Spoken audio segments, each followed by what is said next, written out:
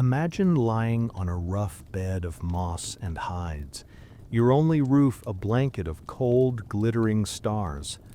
The darkness crawls with unseen predators, the fire sputters low, and your heartbeat hammers as you wonder, will you see the sun again?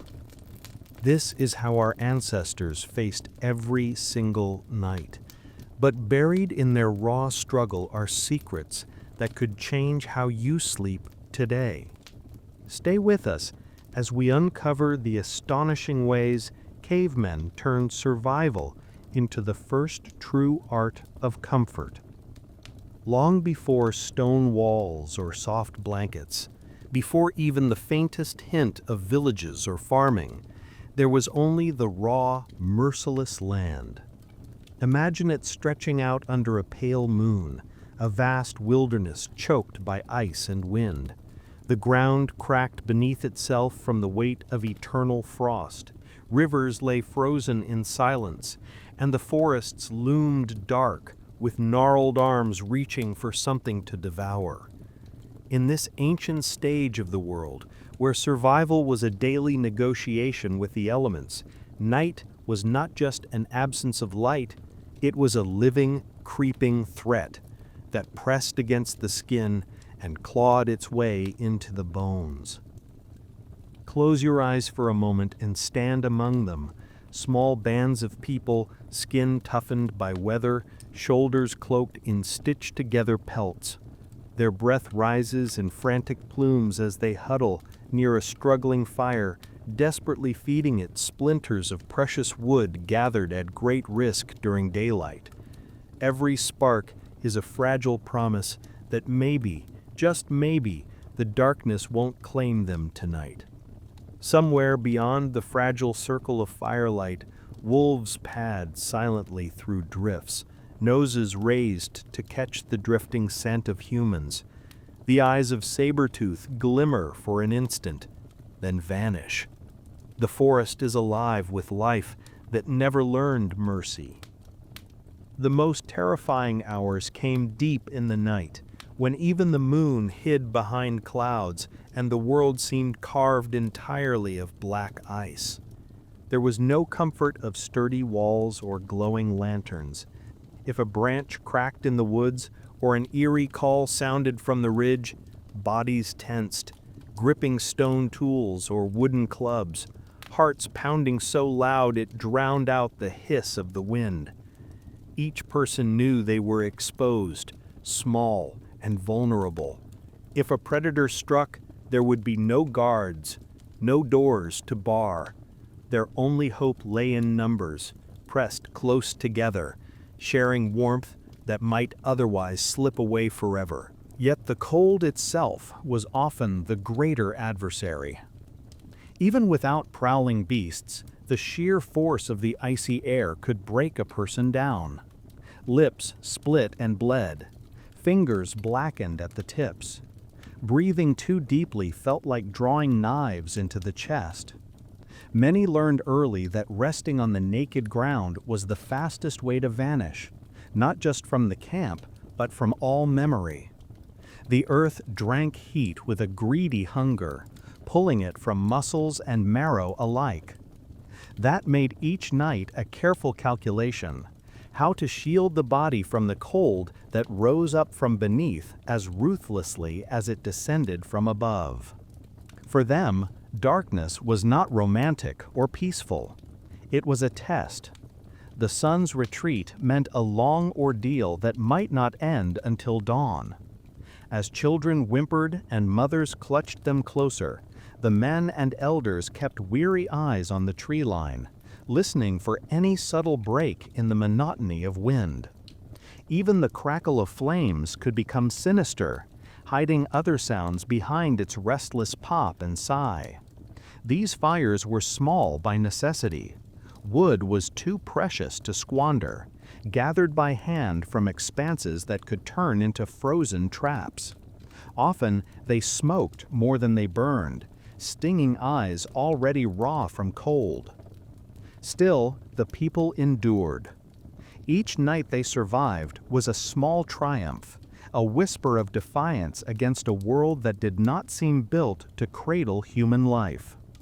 In these hours, as frost crept over sleeping faces and dreams tangled with the noises of distant predators, bonds were forged that ran deeper than blood.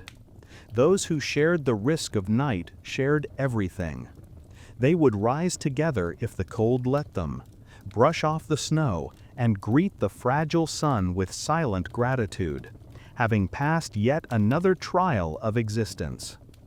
And so the story of the human bed began not with soft mattresses or feather pillows, but with desperate measures taken under a canopy of freezing stars. Before there were crafted shelters or thoughtful designs, there was only the drive to stay warm enough to greet another dawn.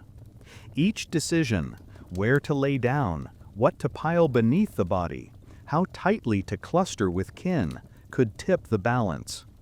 The darkness and cold taught our kind hard lessons, searing them into memory with each frost-bitten toe or life lost to the night. In this crucible of ice and shadow, humans learned what it truly meant to cling to one another for survival, finding in that closeness the first fragile shape of comfort against a merciless world. Warmth was more than comfort. It was the slender thread on which life itself dangled. In the world of our distant ancestors, to lose heat was to invite a silent, creeping force that robbed the body of its very spark. Every breath drawn into frosty lungs carried a subtle danger. Each gust of wind that slipped beneath furs and pelts threatened to undo the fragile balance that kept hearts beating through the long, pitiless night. Imagine a man kneeling beside a dwindling fire, shoulders hunched as he tries to coax more life from dying embers. His hands tremble, not from fear, but from the numbness that slowly spreads like water soaking into cloth. Tiny muscles struggle to contract, to hold on to tools, to feed twigs into the blaze. Beside him, a child curls close to a mother's chest, small face buried under layers of hide. Warmth passes skin to skin in fragile currents. If it's enough, the child will wake with bright eyes. If not, there will only be stillness by dawn. The human body was never meant to thrive in ice. Even slight drops in core temperature could cloud the mind, dull reflexes, slow speech into a lazy slur. Blood pulled back from fingertips and toes first, retreating toward vital organs, trying to keep the brain and heart alive a little longer. But in doing so, it abandoned the extremities to the chill, allowing frost to creep in. Skin would turn pale, then waxy and blue. Fingers lost sensation, then stiffened like dry twigs. Once the cold claimed them, there was no bargaining them back. Our ancestors didn't have scientific words for hypothermia, vasoconstriction, or necrosis. They knew only the stories told around the campfires of people who wandered too far, slept too long without company, or failed to build up the bedding beneath them. Those stories ended the same way, with breath that slowed and stopped, eyes half open as if in surprise, and a body that would be left to the forest or the snow. They learned to fear even a gentle shiver, for it was often the first quiet toll of a distant bell. So warmth became everything. It decided who would see the next sunrise and who would vanish beneath drifts of white. Entire groups planned their days around gathering the means to hold on to heat.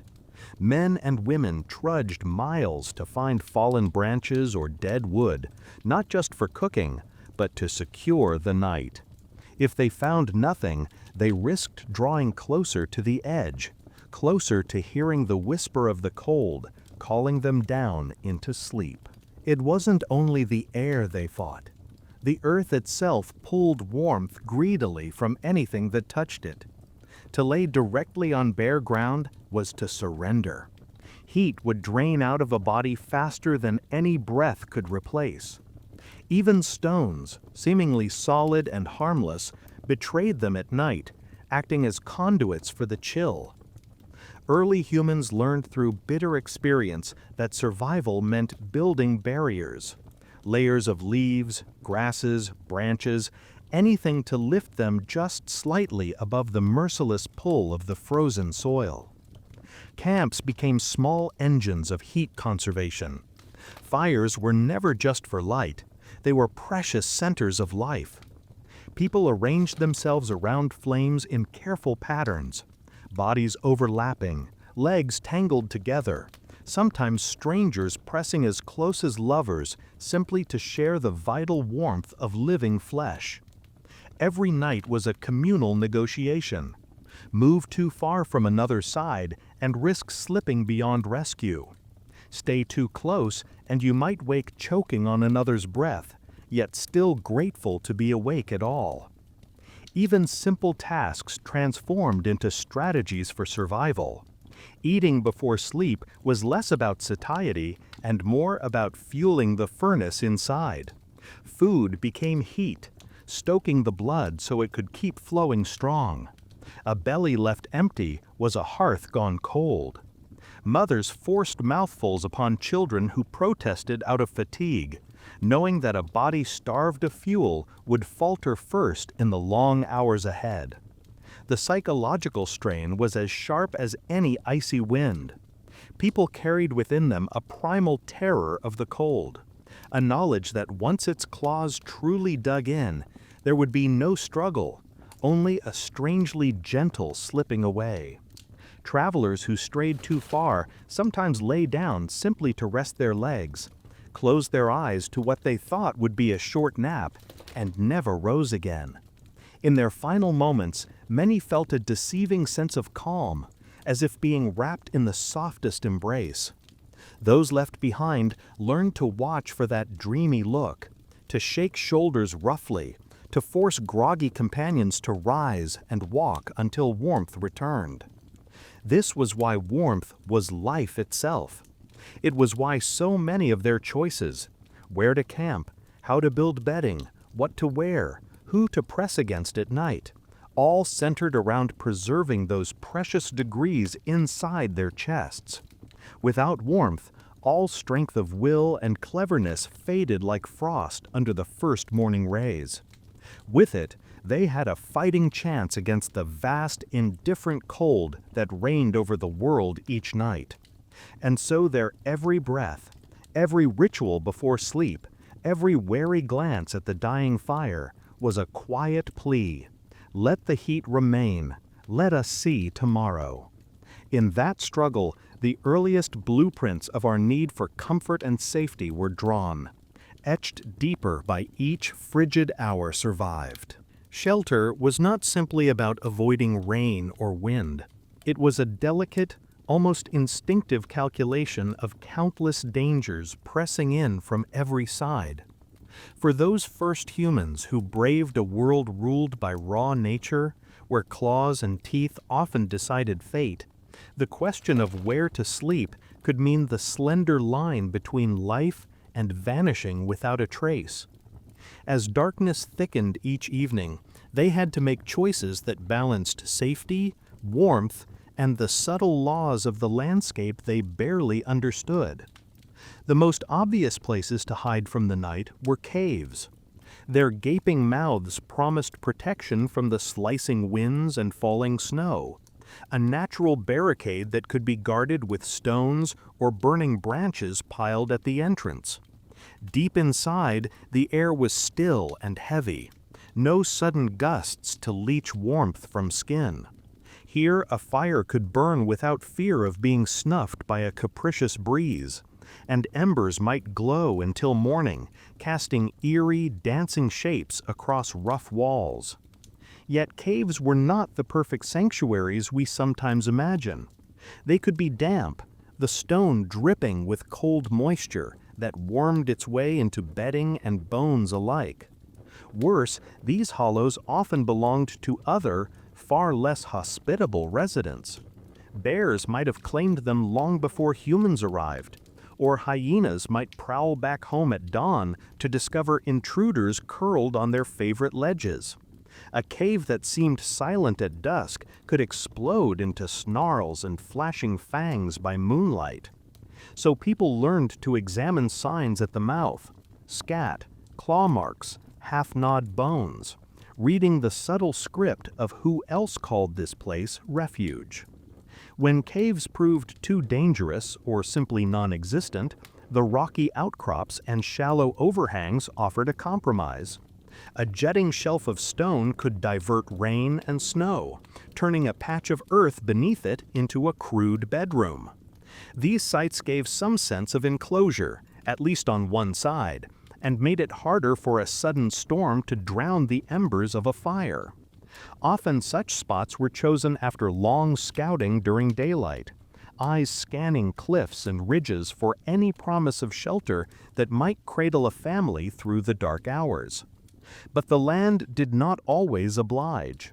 Many nights found humans in the open, with nothing but their ingenuity and urgency to protect them. In such places, they turned to what the terrain offered: fallen branches, thick clusters of bushes, piles of stones. They dragged together heaps of brush, interwove sticks and leaves, draped hides over these fragile skeletons to forge crude lean-tos. Some even dug shallow pits to huddle in, hoping the earth's own mass might shield them from the bitter air. Over these depressions, they laid branches and skins, crafting the first tentative roofs ever built by human hands. Choosing the precise spot was a ritual born of countless hard lessons. It could not be too close to water, where predators came to drink and insects bred in restless clouds. Nor could it be at the bottom of a hollow, where cold air pooled like a living thing. Slight rises, gentle hillsides, these became favored ground, catching the first rays of sun and less prone to sudden floods. People felt out the land with their feet and eyes, noting how shadows moved, how wind funneled through gullies, listening for the subtle warning calls of birds, or the uneasy silence that might mean larger hunters lurked nearby. Even in the best shelters, humans slept lightly. Ears twitched at the faintest rustle, bodies turned toward any new scent drifting on the breeze. The choice of where to rest was never simply about comfort. It was an active defense against the thousand threats of the night. In gathering beneath stone arches, in weaving together walls of twigs, in placing themselves on careful rises away from prowling jaws, early humans began to mold the concept of a home. It was fragile, temporary, often remade each night, yet it planted a seed of belonging to a place, however briefly. And each dawn that found them stirring from makeshift nests was proof that their instincts, honed by fear and desperate hope, had served them well enough to see another day. Sleeping directly on the bare ground was a silent gamble with forces most people today can hardly fathom. The earth, seemingly solid and passive, was in truth a hungry thief of warmth. Even under a sunlit sky, it held a chill just beneath its surface, and by night it drank greedily from any living body that dared to press too close. To lay down without a barrier meant offering up precious body heat to a vast, unfeeling sponge that would pull it away until nothing remained. Our distant ancestors learned this not through careful study or inherited wisdom, but through grim experience. A person exhausted from hunting or foraging might collapse on a patch of dirt, grateful for any moment of rest, only to wake hours later shivering so violently they could scarcely stand. Sometimes they did not wake at all. The cold of the ground seeped into muscle and marrow alike, slowing the pulse, making each breath shallower, until life simply drifted off. It was a quiet end, often mistaken for sleep, which only made it more insidious. Our distant ancestors learned this not through careful study or inherited wisdom, but through grim experience. A person exhausted from hunting or foraging might collapse on a patch of dirt, grateful for any moment of rest, only to wake hours later shivering so violently they could scarcely stand. Sometimes they did not wake at all. The cold of the ground seeped into muscle and marrow alike, slowing the pulse, making each breath shallower until life simply drifted off. It was a quiet end, often mistaken for sleep, which only made it more insidious. So the earliest beds were born out of necessity, improvised in the face of these relentless losses. The simplest were mere layers of whatever lay close at hand. Leaves scooped together in mounds, piles of dry grass torn from riverbanks, handfuls of soft pine needles if forests allowed. These first attempts were not for comfort, not to cradle the body gently, but purely to create a thin shield between flesh and the greedy clutch of the ground. Even a few inches of organic debris could slow the escape of warmth long enough to let a person pass through the cold hours alive. It might seem laughably crude to us, accustomed to mattresses engineered for spinal alignment and temperature regulation. Yet for those early humans, gathering armfuls of plant matter and spreading it beneath their sleeping forms was nothing short of a vital invention. It turned the raw, predatory earth into something a little safer, a little less eager to steal life away in the night. Over time, people began to learn which materials served them best.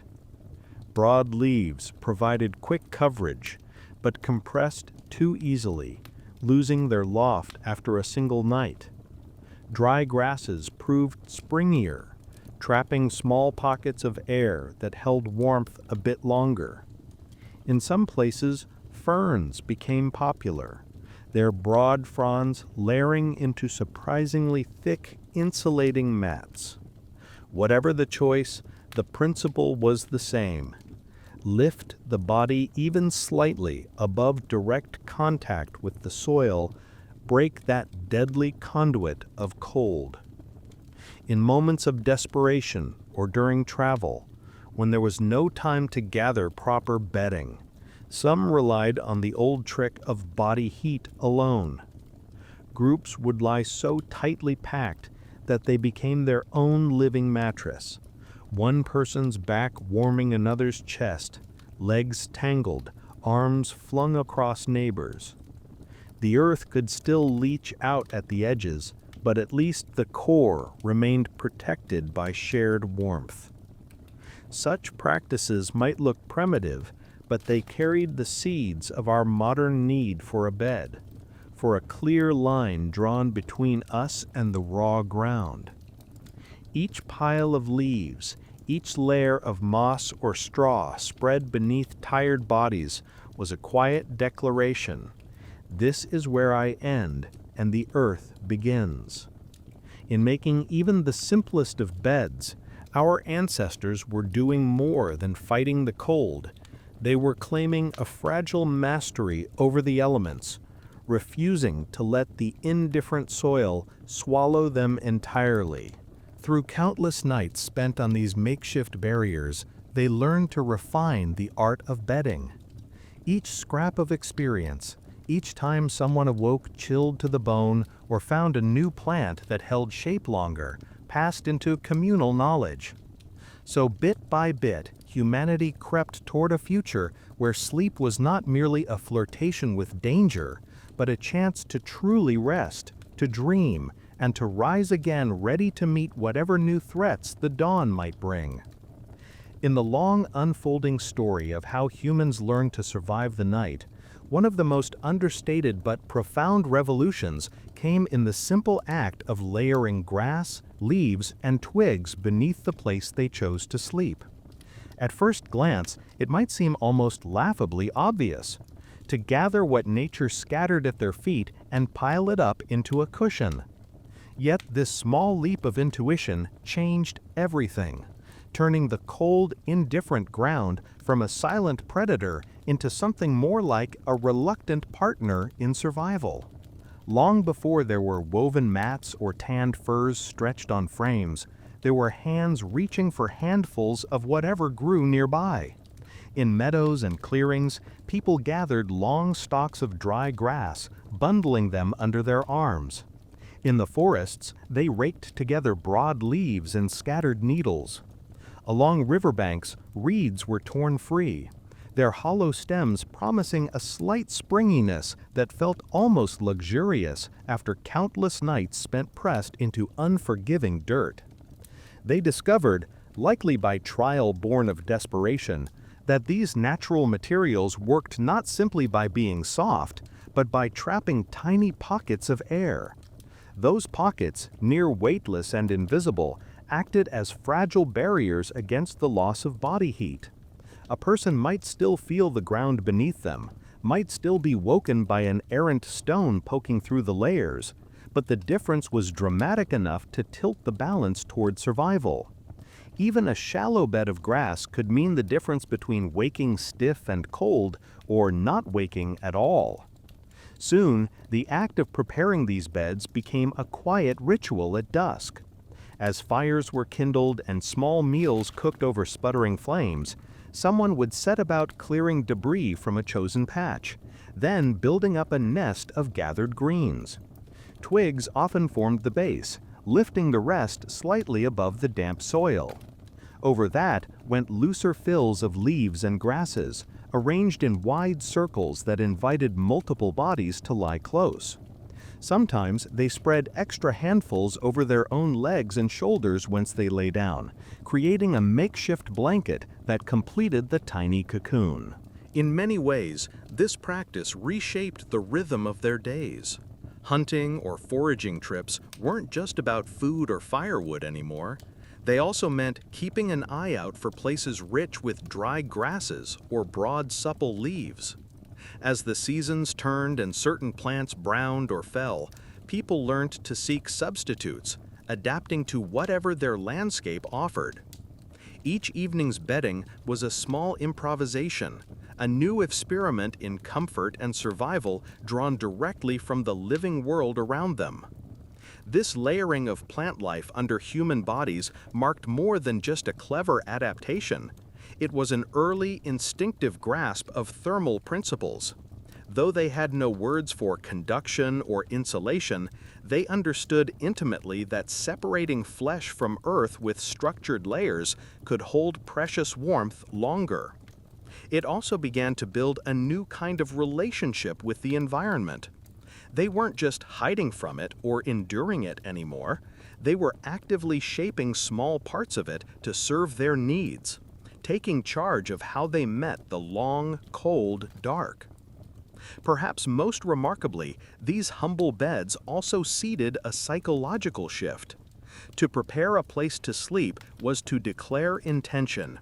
We will stay here through the night. We will make this ground a little more ours. It offered a subtle promise of safety and belonging, however fleeting.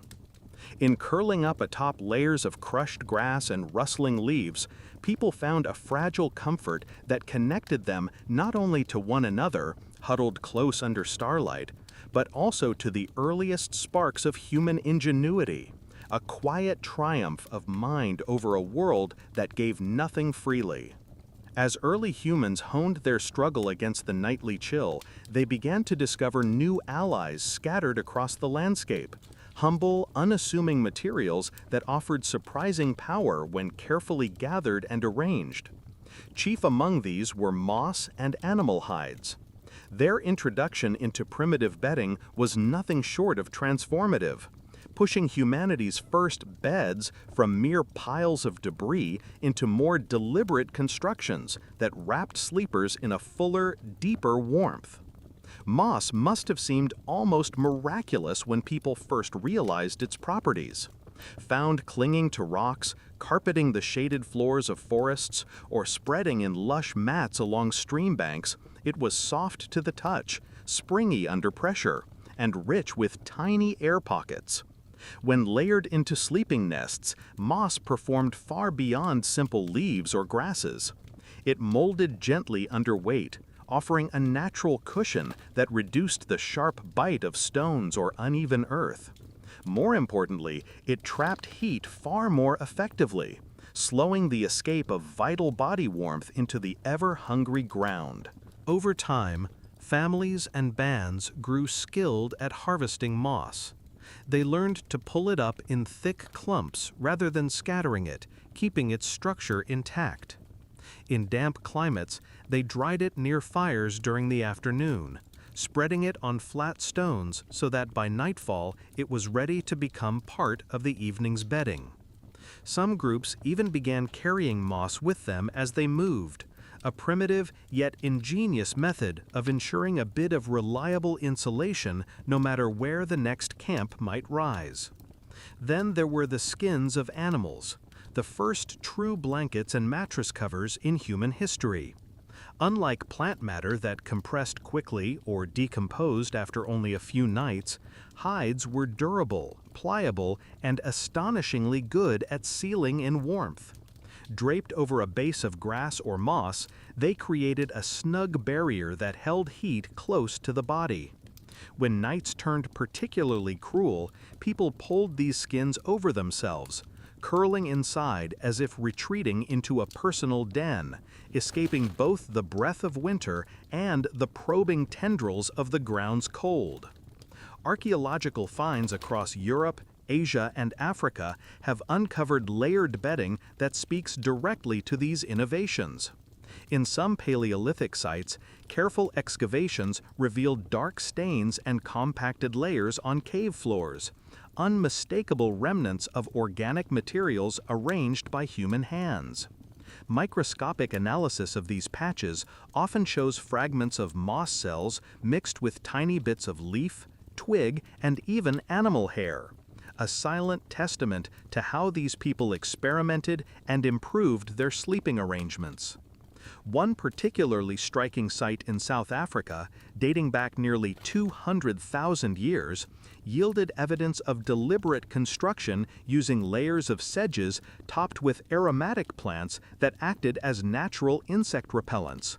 Though not moss precisely, it illustrates the same principle: thoughtful selection of materials not merely to cover the ground, but to actively enhance life at rest. In Europe's prehistoric shelters, traces of thick bedding mixed with skin impressions have been found pressed into cave soils, telling quiet stories of nights spent side by side on moss and hides, fires crackling nearby. Beyond practical advantages, these early moss and skin constructions likely changed how people thought of sleep itself. No longer was it only a daily surrender to the elements, but a moment of relative ease and care. Parents could tuck children into small hollows lined with moss, covering them with furs that smelled of hunts past. The simple act of lying down became less a raw gamble and more a small ceremony of comfort, perhaps even the first whispers of the human yearning for coziness, centuries before anyone would have words to describe such a tender, elusive feeling. So through moss, which softened and insulated, and through hides, which embraced warmth and body alike, ancient people reshaped the night from a lurking hazard into something marginally safer, a little kinder. It was an unspoken triumph, won not by force or speed, but by careful observation and the quiet cleverness that would, countless generations later, blossom into entire worlds of crafted beds, homes, and the countless comforts we now take for granted. Animal hides were far more than simple coverings to shield bodies from the chill wind. They were indispensable instruments of survival, woven deeply into the nightly ritual of staying alive. Long before humans ever draped furs across their shoulders as cloaks or stitched them into tunics, they discovered that hides played a decisive role in protecting their fragile warmth from the predatory cold of night. In many ways, the use of skins as bedding marked a profound shift in how our ancestors confronted the darkness, turning the threat of exposure into something they could finally negotiate with, and often overcome. The genius of animal skins lay in their very nature. Unlike grasses or leaves that flattened quickly, or moss that, while wonderfully insulating, could grow damp and musty, hides retained heat brilliantly. Their layered structure, dense outer leather, soft underfur, formed a nearly perfect barrier that trapped rising warmth against a sleeper's body. This meant that precious degrees of life-giving heat lingered close, rather than bleeding away into indifferent soil or fleeing on the backs of cold night breezes. Early humans recognized this intuitively. After a hunt, the carcass was never just food. It was a treasure trove of materials that could be transformed into tools, bindings, shelter, and most critically, the raw fabric of survival itself. By cleaning, scraping, and sometimes smoking or drying these hides near their fires, people prepared them not only to be draped across shoulders during the day, but to be spread beneath and around them as night fell. Often, the same skin that had served as a hunter's mantle by dawn was carefully laid out by dusk as the bottom layer of a communal bed. Many groups began to develop an almost ritualistic approach to bedding. They would first create a platform of twigs, leaves, or moss, then carefully arrange hides on top, ensuring the softer fur side faced upward to cradle bodies with maximum warmth. Sometimes additional pelts were thrown over sleepers, acting as primitive blankets that shielded them from the cold air above. Together, these layers formed the earliest true beds, humble yet marvelously effective systems that combined insulation from below with protection from drafts above. Archaeological traces support this ancient practice. In the remains of caves scattered across Europe and Asia, scientists have uncovered compacted soil showing imprints of fur patterns, mingled with microscopic residues of fat and hair. These subtle ghosts in the dirt whisper of nights long past, when people pressed close together on layered hides, trusting in the clever arrangement of animal gifts to keep the cold at bay. More than that, hides forged a deep psychological bond between humans and the animals they pursued. Each skin was a silent testament to the perilous hunt, a memory of the creature's strength, now turned into a safeguard for human fragility.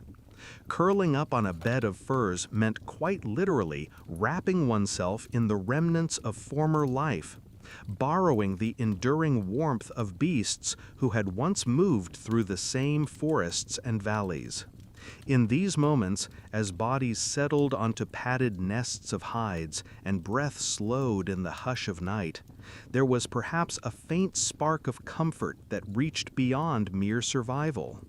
The coarse brush of fur under fingertips, the musky scent still clinging to it, offered a tactile reassurance that they were protected by something sturdier than human flesh alone. Thus, animal skins were not only garments or trophies of the hunt, they were intimate companions of sleep, guardians of warmth, and silent partners in the nightly gamble to see another sunrise. Long before there were thick quilts or insulated walls, before private bedrooms or the very notion of personal space, warmth was a communal endeavor. For our ancient ancestors, sleeping alone was rarely an option and almost never wise. The cold was simply too merciless, and a solitary body lost heat far too quickly to survive long winter nights. So they turned instinctively to one another, discovering that the most reliable hearth was not a pile of stones with glowing coals, but the press of another living body beside them. Human flesh is wonderfully efficient at producing and holding heat, but that gift only reaches its true power when shared. By clustering together at night, people created living systems of warmth. Tangled masses of arms and legs, shoulders wedged against chests, backs serving as walls that blocked the endless creep of cold air. This was the original bed for countless generations, not a solitary mat or pile of furs, but a tight human knot, radiating life in every direction. Imagine a winter camp, the fire guttering low, embers blinking like weary eyes. Around it lies a family, perhaps joined by others from the band. Children nestle between adults, their smaller bodies especially vulnerable, drawing heat from both sides. Elders lean close to younger, stronger kin, who do not question the burden. They know that someday their own frailty will depend on the same kindness. The very rhythm of sleep changes in this arrangement. One person shifts, others instinctively adjust, tightening the embrace, pulling closer to fill sudden pockets of cold. This intimate entanglement did more than just guard against freezing. It wove the social fabric tighter. In the hush of shared breathing and the unconscious tightening of arms around another's ribs, bonds deepened that daylight might strain. A simple act of survival became a nightly reaffirmation of trust and belonging. Grudges lost their sting when pressed face to face with someone whose heartbeat meant an extra chance at seeing morning. Children learned from infancy that security came not from isolation, but from the dependable presence of others.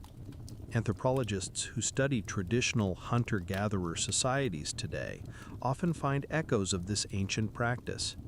Even where climate is gentler, communal sleeping arrangements persist, circles of bodies sharing stories until the last voices fade, then drifting into slumber side by side.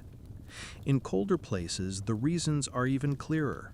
Bodies pressed close conserve warmth astonishingly well, slowing the loss of heat through conduction and evaporation. Modern experiments confirm what our ancestors knew by feel alone.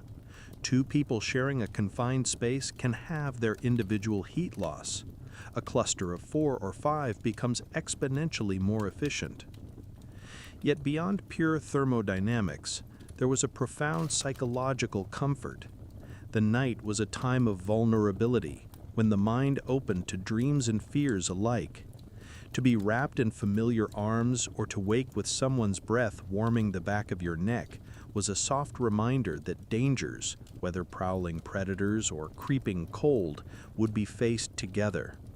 Even the restless movements of sleep, the unconscious turning to press closer, or the sleepy draping of a leg across another's hip, were tiny declarations of solidarity against a vast, indifferent world. So our ancestors did not sleep alone in tidy rows or behind closed doors. They formed living bundles of protection, sharing more than just body heat. In those tangled, murmuring heaps, they exchanged whispered reassurances, small comforts, the gentle promise that no matter how deep the darkness or sharp the wind, they would face it as one. This nightly communion was as vital to survival as the hides beneath them or the fires they fed, a truth etched into our very bones, lingering even now in the way a quiet room feels less empty when someone else is near, breathing slow beside us in the dark. The crackle of a fire in a darkened cave was more than just sound. It was a promise that life might continue until morning. In the long nights of prehistory, the fire became the absolute center of existence, a fragile, flickering core around which entire worlds of fear, hope, and small triumphs revolved. For early humans, mastering fire didn't simply mean they could cook or keep predators at bay. It transformed their very experience of the night, turning cold oblivion into a circle of light and fragile security. Picture a pitted stone floor deep within a limestone cavern, soot stains crawling up the walls like dark veins. Here, someone long ago laid the first gathered sticks, striking sparks or nursing embers carried from miles away until a shy flame took hold. The resulting glow spread across the rough walls, painting dancing figures of those who gathered close, faces lit by the same orange pulse that warmed their shivering bodies. In that moment, something extraordinary happened. The night was pushed back, if only by a few cautious steps. But fire was a scarce and demanding ally. Wood wasn't always easy to find, especially in bleak, wind-swept plains or snow-heavy forests where deadfall quickly disappeared under drifts or into the maws of other desperate scavengers. Those who brought back armfuls of sticks or branches earned not just gratitude, but often a subtle right to nestle nearer the heart of the fire's warmth. Closer to the flames meant more than comfort. It meant life. Fewer hours of shivering, less danger of frost creeping into fingers and toes. Farther out on the fringes, breath plumed in icy gusts, and sleep became a risky affair, haunted by the teeth of the cold. In these nightly gatherings, a silent, organic hierarchy often formed. The very old or the very young were drawn into the center by protective hands. Hunters, or those who controlled the fire itself, might claim prime spots for themselves. Friction sometimes sparked between individuals over a mere handspan of distance. That difference could mark the boundary between a restful doze and a brutal wake-up with numb, useless limbs. Archaeological digs in Paleolithic sites have uncovered fire pits carefully ringed with stones, ashes layered deep with time, suggesting that families and bands returned to the same spots again and again, building an unspoken ritual around the allocation of this precious resource. Beyond mere warmth, the fire gave light, and with light came a fragile sense of dominion over the dark. Shadows danced across walls, turning familiar bodies into giants or monsters, but always pushing true night to the edges of vision. Within that circle, people found a curious courage. Stories flowed more freely. Whispered myths or retold hunts spun into glowing shapes by firelight. Laughter or low songs rose to fill the spaces that fear might otherwise have claimed. Still, the proximity to fire brought its own subtle contests. Who tended it? Who decided when to feed it or bank it low for the night? Who fetched more wood from the cold-breathing mouth of the cave? These were matters of quiet negotiation and sometimes open dispute. Control over fire meant, in a small way, control over the group's survival. To sit nearest its dancing core was both a reward and a silent acknowledgement of one's role in maintaining the delicate balance that kept the dark from swallowing them whole. So each night in those ancient shelters, people gathered around their hearths not merely to rest, but to reaffirm their fragile mastery over a world that constantly threatened to overwhelm them. The fire was their common heartbeat, its popping coals echoing their own pulses.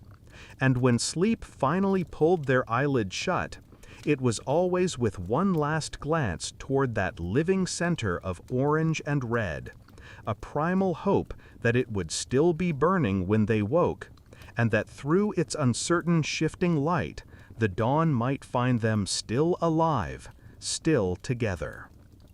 Among all the quiet innovations that helped ancient people outwit the cold, few were as clever or as unexpected as the practice of using ash and buried coals beneath their sleeping places. At first glance, it might seem risky or even absurd. Yet, in the desperate struggle against nightly frost, this simple trick offered a remarkable buffer against the relentless chill, providing subtle heat long after the flames themselves had died. It likely began by accident.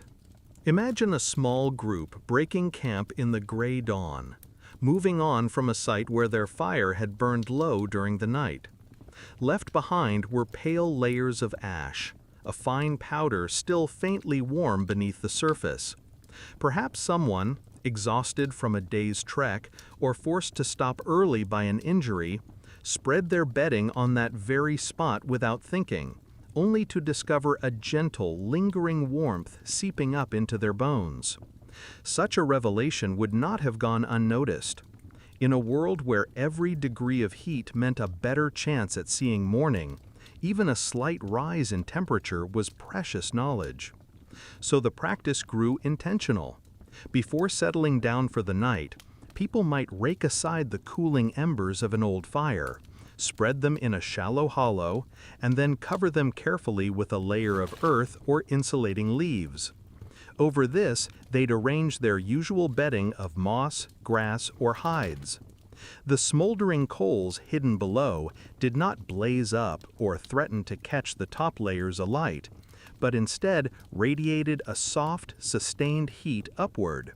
It was like lying atop the ghost of the fire, an invisible warmth that crept slowly through layers of plant matter and fur, keeping the body's core from slipping too far toward danger. The ash itself also served a subtle role.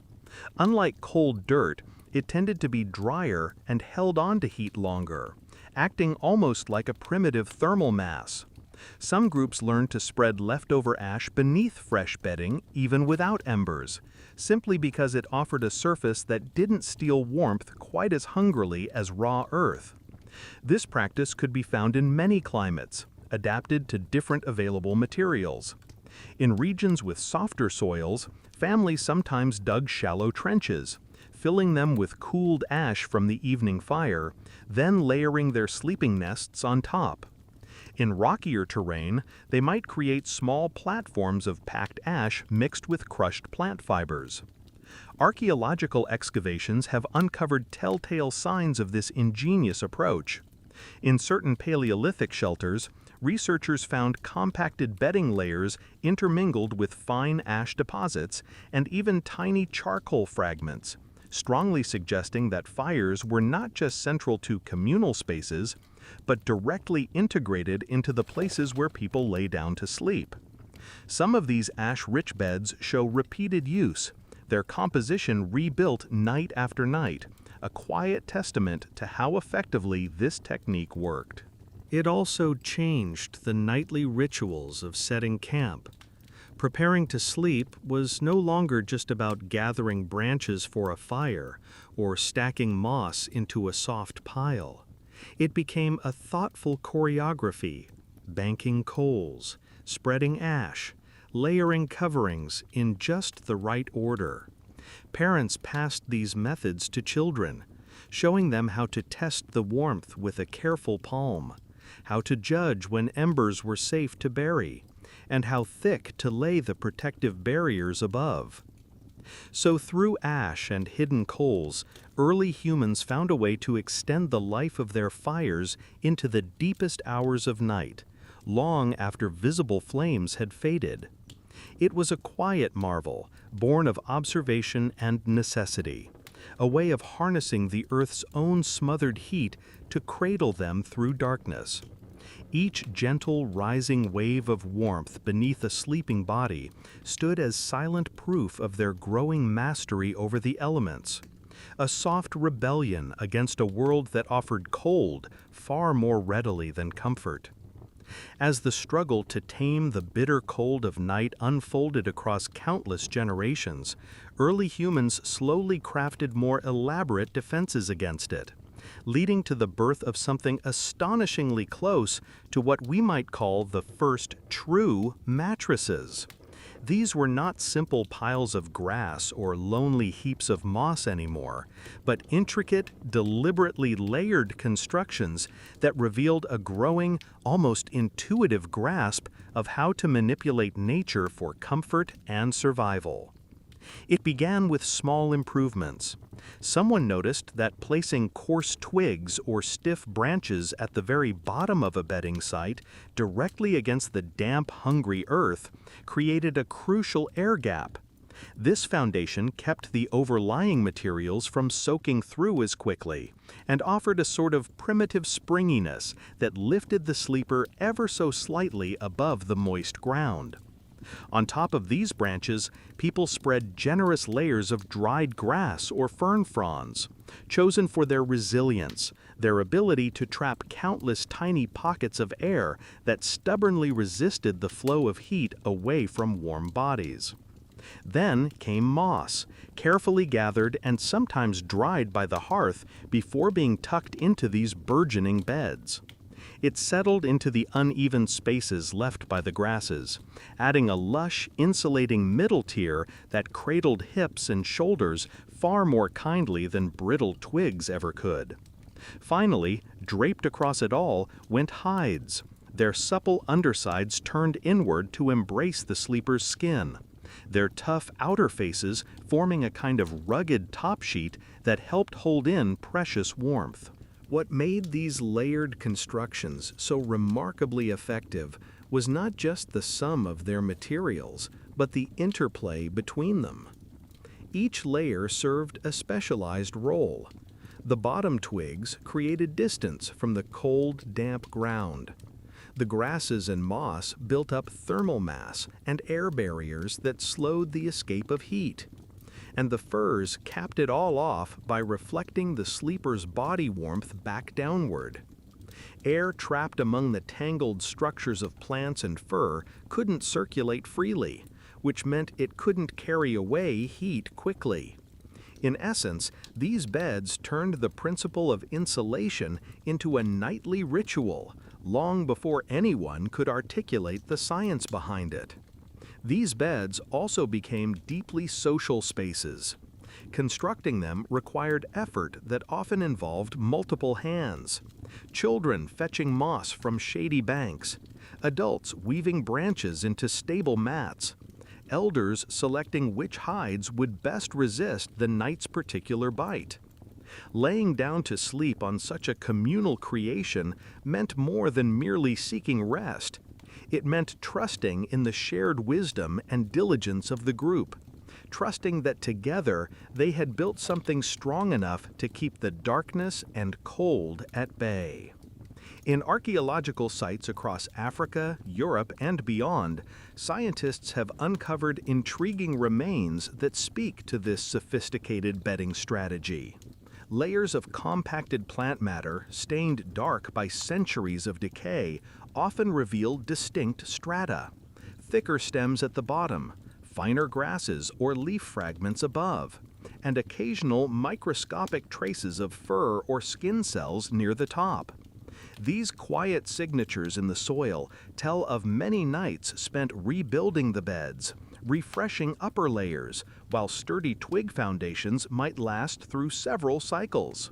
For early people, lying down on such a bed was a small triumph against a hostile world. The careful engineering of these multi-layered nests turned what might have been a nightly brush with disaster into something approaching safety. Even, in fleeting moments, something that could feel almost gentle. Each morning that found them stirring atop these creations offered proof that their evolving ingenuity was working, that they were learning to transform the raw, indifferent materials of their environment into structures that embraced them back. And so, in the simple stacking of sticks, grasses, moss, and hides, humanity took another quiet step forward. crafting not just shelter from the cold, but the first inklings of the comfort we still chase in our beds today. An echo of layered warmth and careful hands shaping a place where sleep might come safely at last. In time, the quiet genius of early humans didn't stop at simply layering what the forest or meadow provided on the ground. They took another remarkable step. They began to raise themselves above it entirely. Across scattered traces left by prehistoric communities, archaeologists have uncovered subtle but telling clues. Impressions of wooden frameworks, post holes aligned in narrow patterns, and compacted layers of earth where support beams once pressed down. These silent remnants whisper of some of humanity's first beds lifted off the earth, humble platforms or wooden stands that changed the nightly battle against cold and damp forever. Why was elevation such a revelation? It starts with the simple truth that the ground is rarely a friend. Even the cleverest bedding piles of moss and hides still rested on soil that hungrily stole warmth. The earth beneath a sleeping body was often cold to the touch, its hidden moisture creeping upward to soak and chill anything that lay upon it. By lifting themselves just a handspan into the air, people broke that greedy link. The cold had to work harder, moving through air instead of direct contact, slowing its assault on precious body heat. But avoiding chill wasn't the only advantage. Dampness could be even deadlier. A sudden rainstorm might flood low ground, turning a comfortable nest into a soggy trap. Ground fog, thick with clinging droplets, often rolled in before dawn and settled wherever it pleased, soaking everything it touched.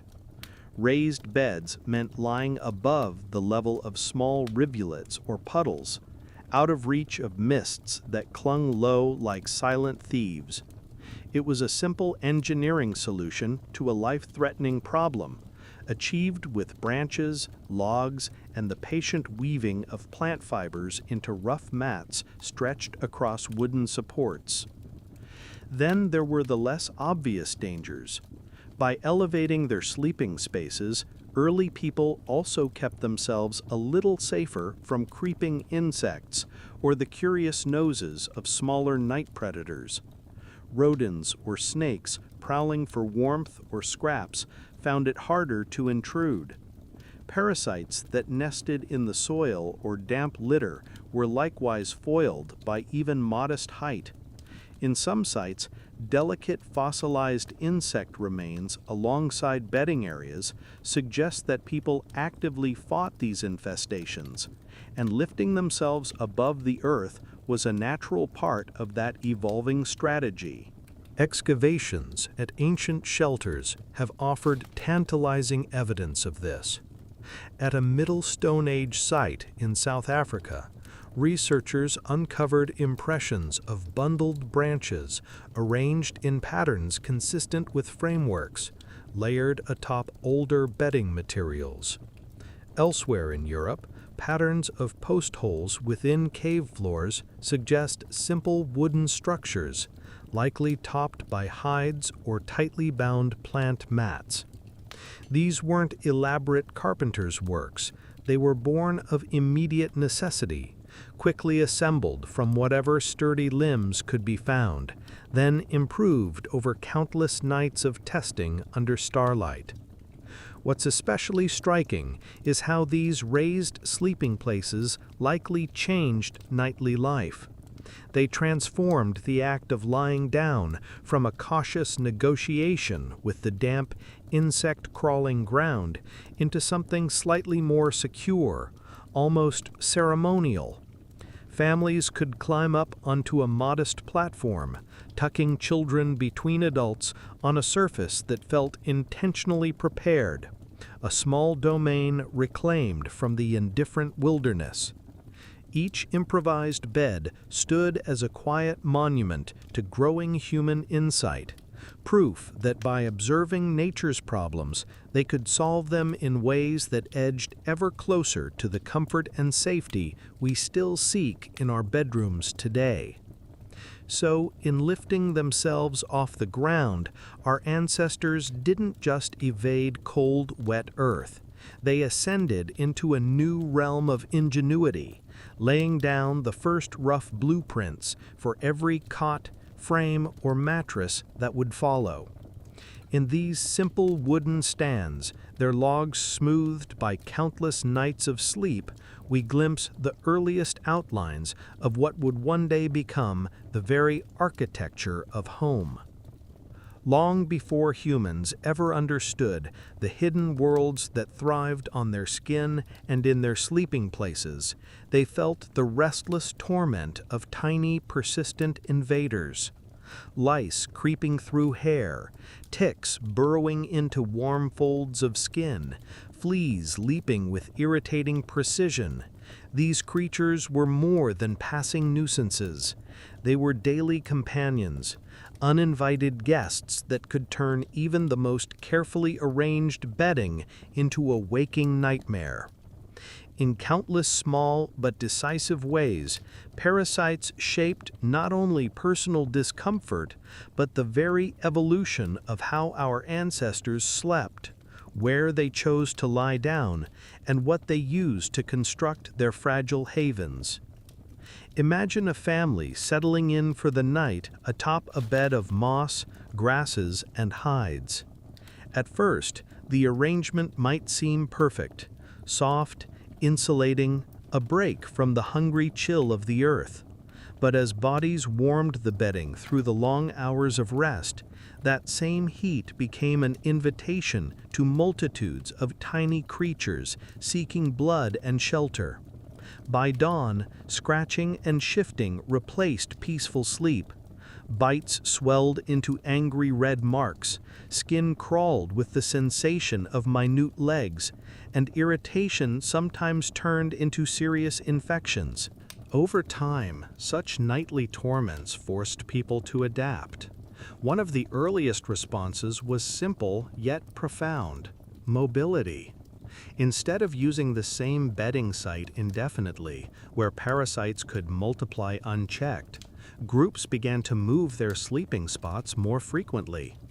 They abandoned nests once they grew too foul, allowing the cold and sun to drive off infestations while they created fresh sleeping platforms elsewhere. This pattern of rotation likely wasn't just about following game or seasonal resources. It was also a primal hygiene strategy against the teeming legions they couldn't see but certainly felt. People also experimented with different materials. Some began adding aromatic plants or pungent leaves into their bedding, not for any appreciation of scent as we might have today, but because these natural substances repelled or discouraged insects. In several archaeological sites, microscopic residues of specific herbs have been found mingled with more ordinary bedding debris, hinting at early trial and error recipes for a pest-resistant night's rest. Equally important was the refinement of bedding design. Rather than simply lying in a dense heap of gathered plant matter that could harbor fleas and lice, humans learned to layer their beds with an eye toward cleanliness. Coarser, less inviting materials might form the base, a prickly underlayer that discouraged nests of parasites, while softer layers lay above, changed out more frequently.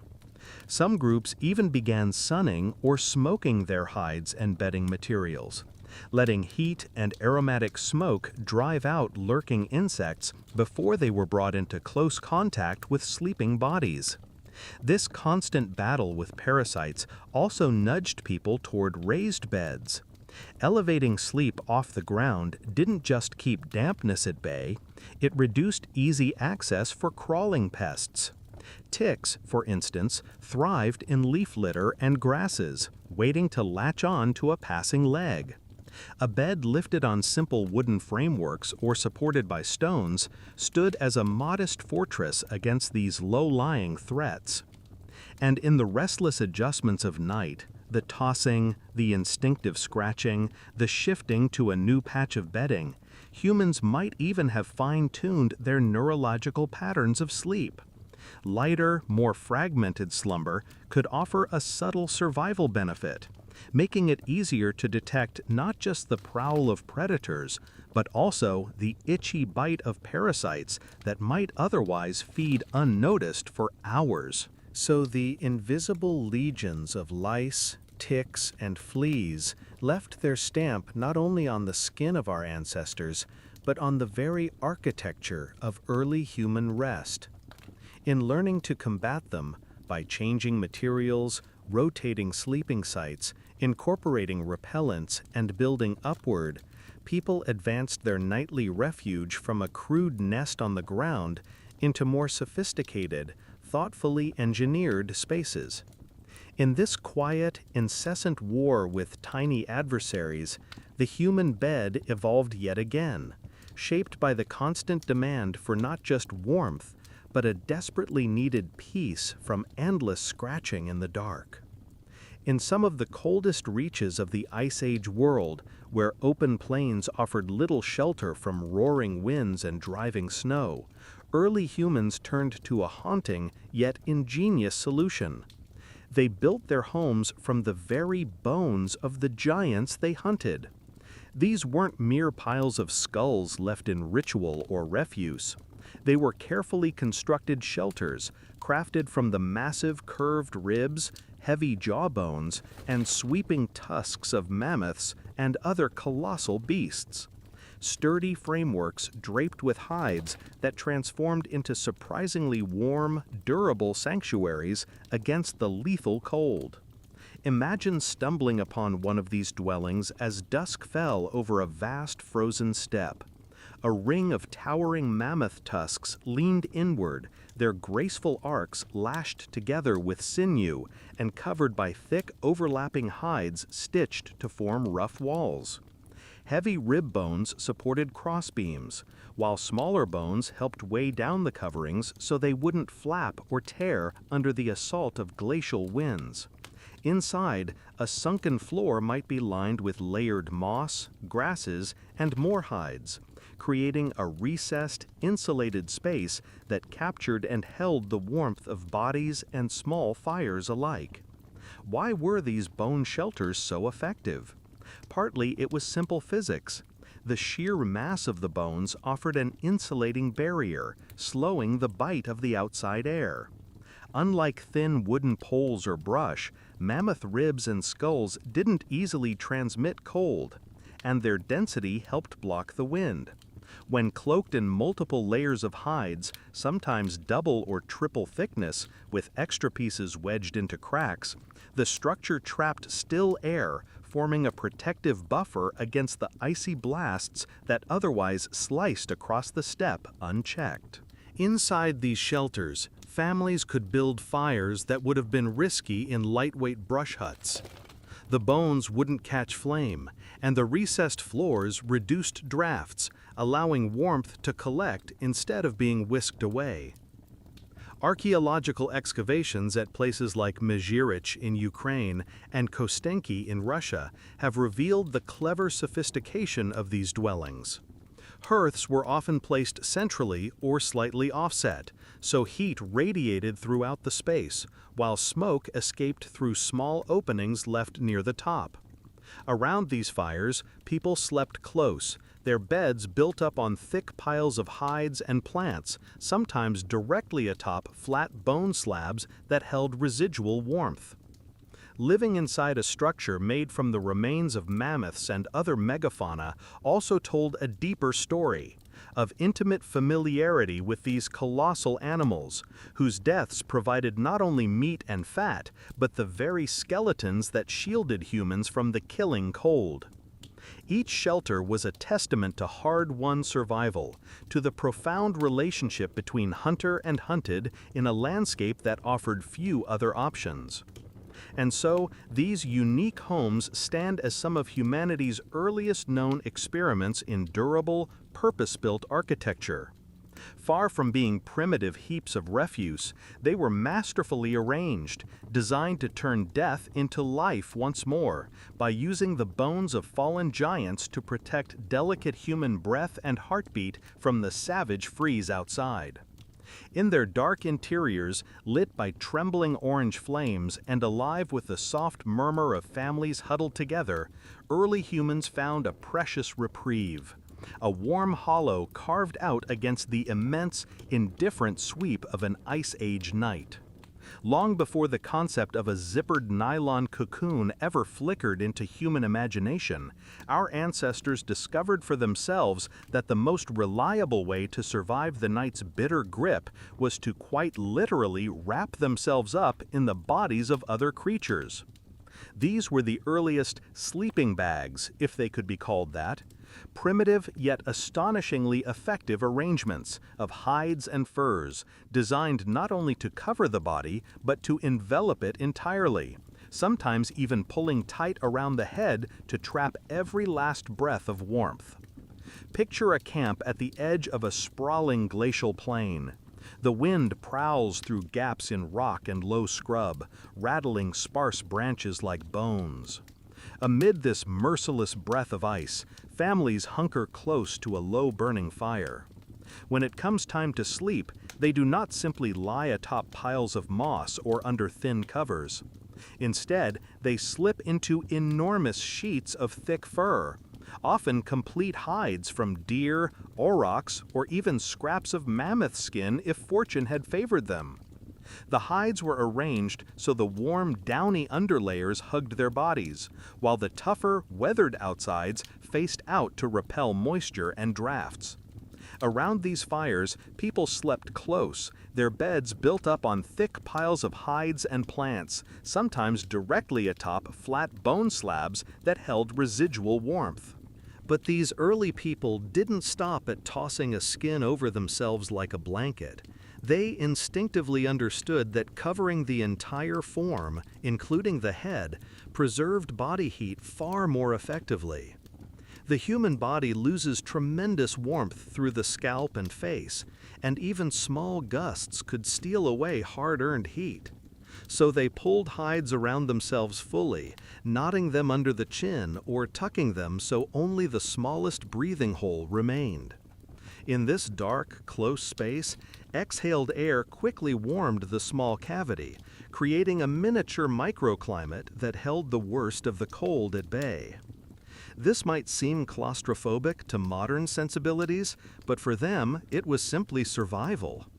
The scent of animal fat and the faint musk of old blood clung to these makeshift cocoons, remnants of the hunt that had made sleep possible. Children were especially swaddled, sometimes placed together inside a single large hide, so their combined warmth turned the fur-lined chamber into a tiny den. Adults often lay shoulder to shoulder, each bundled separately, yet close enough that the sides of their wrapped bodies still traded precious heat. Archaeological clues to these practices come in subtle forms. Some preserved hides from ancient settlements show unusual cut patterns, with slits or ties along the edges, likely for fastening them snugly around a person. Wear marks indicate repetitive folding along predictable lines, suggesting the hides were wrapped repeatedly in similar ways night after night.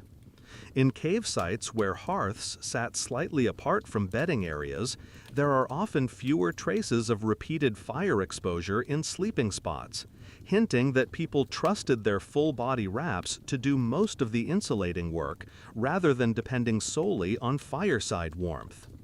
Such practices also reveal an emerging understanding of thermal dynamics, even if they couldn't name it. Trapping exhaled air inside a confined space meant it stayed warm longer, rebreathed instead of being lost to the cruel night. By reducing exposed skin to nearly nothing, they minimized the radiative losses that modern outdoor enthusiasts still battle with today. So each hide pulled tight over a head, each breath caught and warmed inside a muffling cocoon of fur, was more than a mere accident of desperation. It was a quietly sophisticated tactic, honed by countless frozen nights into a reliable barrier between fragile human life and the sprawling, indifferent cold. In these early sleeping bags of the Paleolithic, we glimpse not only the raw ingenuity that allowed people to endure where many creatures could not, but also the first echoes of the deep human desire for a pocket of comfort, however dim and musky, carved out from the vast, merciless wild. Long before the night was simply the absence of day, it was a living, breathing entity in the minds of our ancestors, a vast, shadowy domain teeming with things unseen and barely understood. For people who lived without sturdy doors or bright lanterns to beat back the dark, sleep was never taken lightly. To close one's eyes was to surrender, however briefly, to forces that prowled just beyond the fragile barrier of a campfire's glow. And so, around the world and across countless generations, early humans laced their descent into slumber with rituals and whispered protections, desperate to keep the night's imagined predators, spirits, demons, ghosts, at bay. The fear of darkness shaped not only how people fell asleep, but where they chose to lay their heads. In many ancient camps, sleeping places were arranged deliberately close together, not just for warmth, but because there was safety in a cluster. Lone figures on the outskirts were thought more vulnerable to the attention of malevolent forces. Within tightly packed nests, surrounded by breathing kin, a person might feel that the press of familiar bodies could confuse or deter spirits looking for an isolated soul to trouble. Before sleep, small rites often unfolded. Some groups scattered ashes or certain fragrant leaves around their sleeping spots, believing these substances could repel not only biting insects, but also unseen beings that might drift in on the night air. Others tied tiny bundles of feathers or bones above where they lay, talismans meant to catch the gaze of wandering spirits and divert them. Even simple lines drawn in dirt with a stick or circles traced with water took on profound power, fragile boundaries meant to declare, "This space is guarded, step no further." Songs and chants, murmured with low urgency as darkness deepened, helped too. The very act of repeating sounds created a buffer, a kind of audible fence around the group. In some traditions, people shared short recountings of the day's events or spoke the names of ancestors before settling down, inviting protective forces to linger nearby. Even among the earliest bands of hunter-gatherers, such customs might have been handed down from elder to child with the same weight as how to spark a fire or find edible roots. These practices were not mere folly born of ignorance. In a world without medical explanations for seizures, sleep paralysis, or the vivid terrors of nightmares, it seemed entirely reasonable that something unseen stole into camps by night to press down on chests, to whisper foul things in dreams, or to lure the spirit out of the body. Night was a realm that transformed known animals into prowling silhouettes, made distant cries echo strangely close, and allowed the human mind's own fears to step forth in monstrous shapes. Because of this, where one slept was chosen with care. Avoiding certain gnarled trees or dark openings thought to harbor spirits could dictate an entire camp's layout. Sleeping under particular constellations, believed either lucky or dangerous, might cause people to shift their beds even at the last moment. Some groups angled their heads toward sacred landmarks or away from hills believed to house unfriendly entities. And so every evening became a small theater of protective gestures, Someone might spit lightly over the left shoulder before lying down. Another might tuck a charm into the bedding. A mother might rub ash across a child's brow to confuse wandering spirits into thinking this was already a marked soul, unworthy of further trouble. None of it guaranteed safety, but each act stitched a fragile web of comfort, a psychological warmth as vital as the moss under their backs or the hides pulled up over their shoulders. In these ancient rituals, we see humanity grappling with the deep unease that sleep demands, to let consciousness slip, to grow still and blind in a world that is never truly safe. By filling that darkness with chants, amulets, and careful choices of place, our ancestors gave shape to their fears, and in doing so, found just enough courage to close their eyes. Thus, the magic of sleep was less about chasing dreams and more about holding nightmares at bay, so that dawn could arrive with its gentle promise that they had once again outlasted the terrors of the night. Climate was the invisible hand that shaped every detail of how ancient people prepared to sleep. The landscapes they called home, whether frozen plains blanketed in ice or sun-drenched savannas brushed by warm breezes, determined not only what they ate and wore, but also how they lay down to rest, what they lay upon, and how they built the fragile barriers that separated their vulnerable bodies from the indifference of night. In the vast stretches of Ice Age Europe and Northern Asia, sleep was a nightly struggle against cold so deep it could hollow out bones. Here, beds were elaborate systems of defense, built up in cautious layers like fortifications against an invading army. Twigs formed raised foundations to keep sleepers above the hungry chill of the ground. Thick pads of grasses or moss trapped air in 1,000 tiny pockets, and heavy hides lay atop it all to seal in precious heat. Fires burned low and careful nearby, banked under stones to keep embers alive until morning, and entire families pressed tight into living knots of warmth, sharing breath and heartbeat to survive until the sun dared rise again. But thousands of miles south, across open African landscapes bathed in the day's fierce heat and cooled only gently by night, the human approach to sleep looked entirely different. Here, the problem was rarely how to hold on to warmth.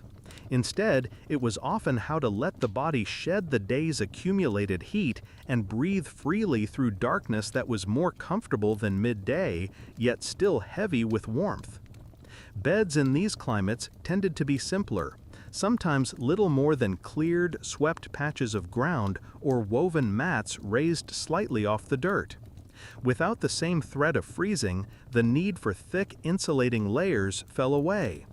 Instead, elevation served to deter crawling insects and snakes, keeping the sleeper just above the realm of scorpions and ants.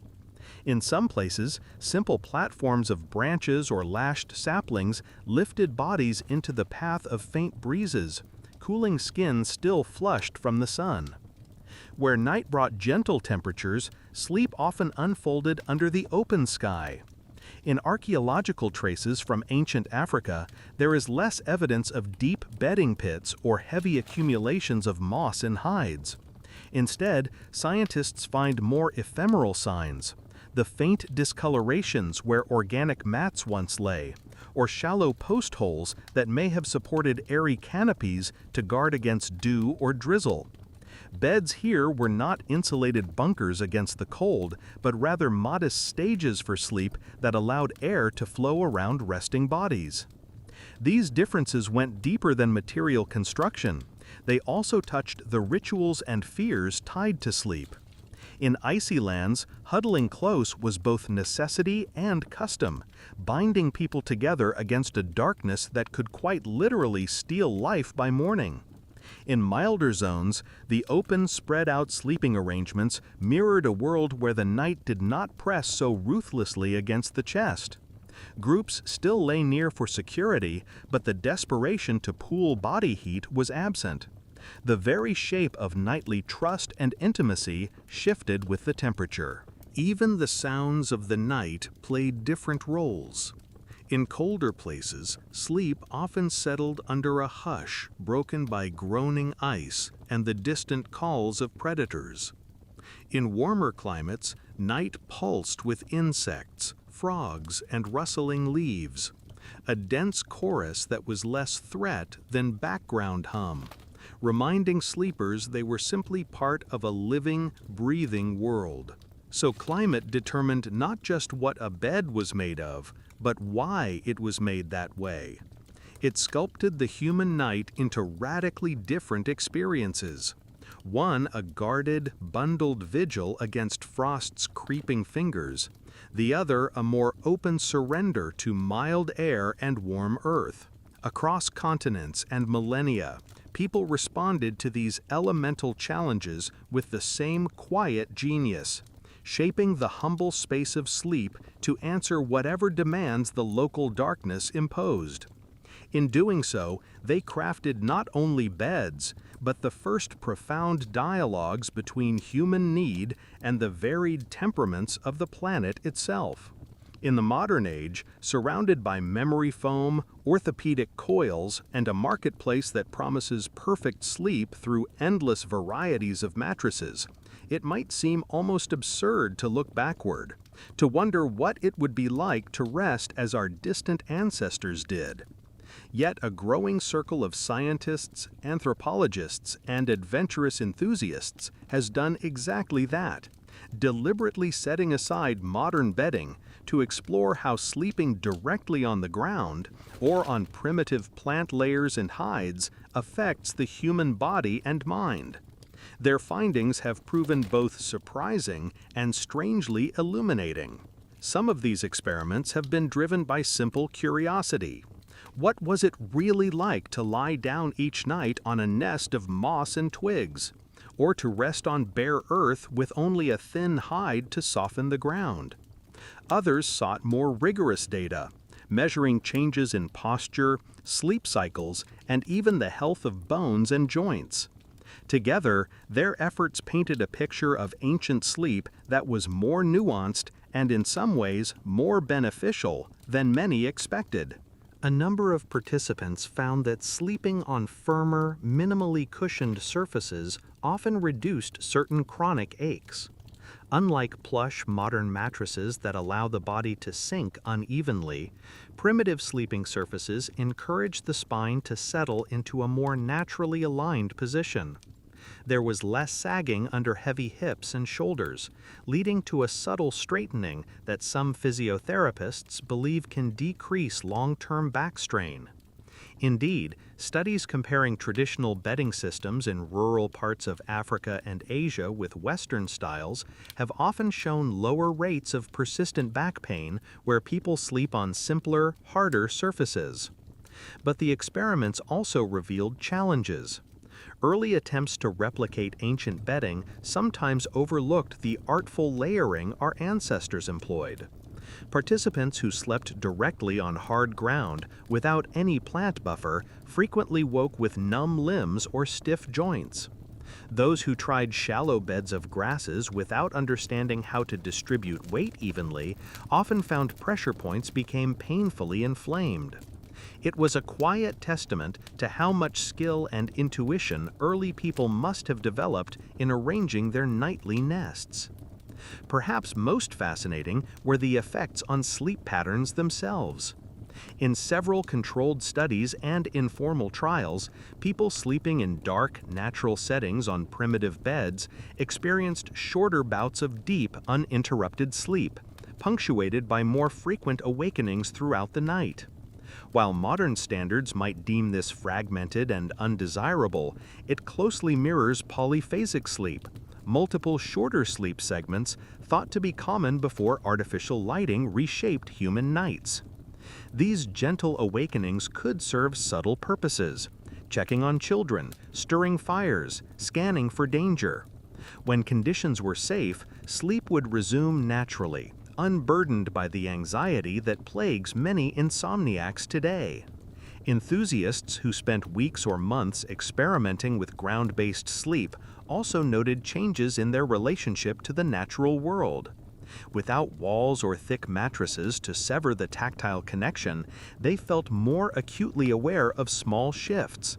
The cool breath of wind across a cheek, the vibration of insects moving nearby, the distant drumming of rain.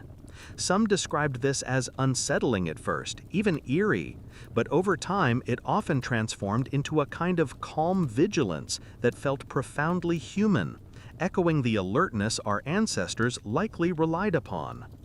So, modern efforts to lie as the ancients did have uncovered a blend of insights. Sleeping close to the earth can encourage healthier spinal alignment and connect us more directly to subtle environmental cues, fostering a lighter, more responsive kind of rest. Yet, it also demands careful preparation, the artful stacking of plant materials, thoughtful site selection, and an acceptance of a sleep pattern less uniform than our culture expects. These experiments don't suggest we should all abandon our beds tomorrow, but they do reveal just how deeply the nightly choreography of body and earth shaped us, and how many of our modern complaints might be quiet echoes of needs that were once satisfied by a simple nest of moss beneath a canopy of stars. It often surprises people to hear that our distant ancestors, who slept on what we might consider unforgiving surfaces, layers of grass, moss, hides, or even directly on firm earth, probably suffered far less from chronic back pain than many do today.